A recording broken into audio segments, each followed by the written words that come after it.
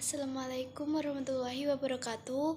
Perkenalkan, nama saya Dina Amalia, nomor absen 11 dari kelas 10 MIPA 6.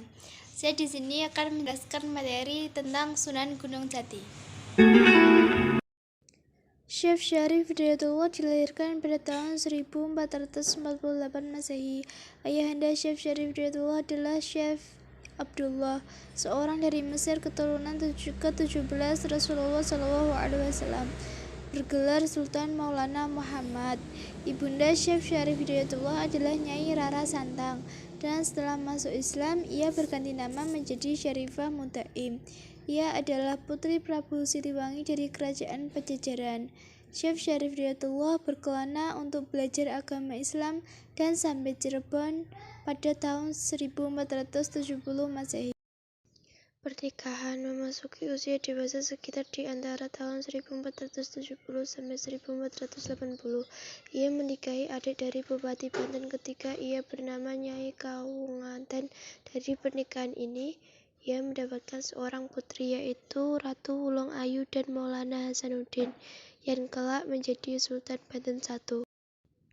Kesultanan Demak pada masa ini kurang banyak diteliti para sejarawan hingga tiba masa pendirian Kesultanan Demak tahun 1487, yang mana ia memberikan andil karena sebagai anggota dari Dewan Mubalik yang sekarang kita kenal dengan nama Wali Songo.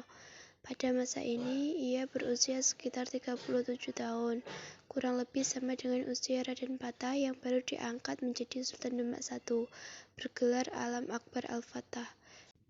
Bila Syarif Hidayat keturunan Syekh Maulana Akbar Gujarat dari pihak ayah, maka Raden Patah adalah keturunan juga tapi dari pihak ibu yang lahir di Campa. Dengan diangkatnya Raden Patah sebagai Sultan di Pulau Jawa, bukan hanya di Demak, maka Cirebon menjadi semacam negara bagian bawahnya, vassal state dari Kesultanan Demak. Terbukti dengan ketidakadaan riwayat tentang pelantikan Syarif Hidayatullah secara resmi sebagai Sultan Cirebon. Hal ini sesuai dengan strategi yang telah digariskan Sunan Ampel, ulama yang paling dituakan di Dewa Mubalik, bahwa agama Islam akan disebarkan di Pulau Jawa dengan Kesultanan Demak sebagai pelopornya. Syekh Syarif Hidayatullah dengan didukung uanya, Tumenggung Terbang Sri Manggana Cakrabuana alias Pangeran Walangsungsang, dan didukung Kerajaan Demak, dinobatkan menjadi Raja Cirebon dengan gelar Maulana Jati pada tahun 1479.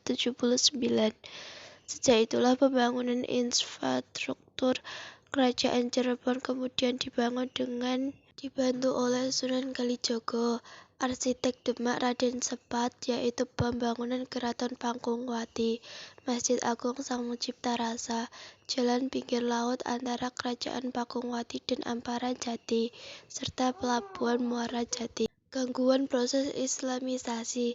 Setelah pendirian Kesultanan Demak antara tahun 1490 hingga 1518 adalah masa-masa paling sulit baik bagi Syarif Hidayat dan Raden Patah, karena proses Islamisasi secara damai mengalami gangguan internal dari kerajaan Pakuan dan Galuh di Jawa Barat, dan Majapahit di Jawa Tengah dan Jawa Timur, dan gangguan eksternal dari Portugis yang telah memulai ekspansi di Asia Tenggara. Tentang personality dari Syarif Hidayat yang banyak dilukiskan sebagai seorang ulama karismatik.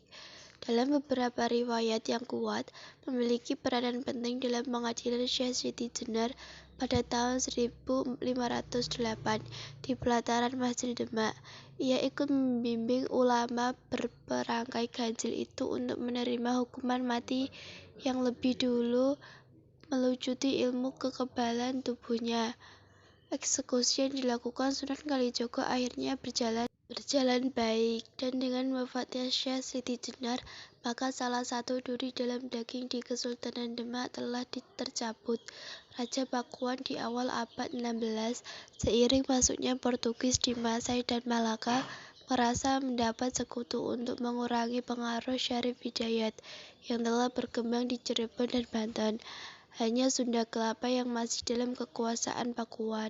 Syekh Maulana Jati berpulang ke Rahmatullah pada tanggal 26 Rayagung tahun 891 Hijriah atau bertepatan dengan tahun 1568 Masehi. Tanggal Jawanya adalah 11 Krisna Paksa bulan Badra Masa tahun 1491 Saka. Meninggal dalam usia 120 tahun, sehingga putra dan cucunya tidak sempat memimpin Cirebon karena meninggal terlebih dahulu, sehingga cicitnya yang memimpin setelah Syekh Maulana Jati. Syekh Syarif Hidayatullah kemudian dikenal dengan Sunan Gunung Jati karena dimakamkan di Bukit Gunung Jati.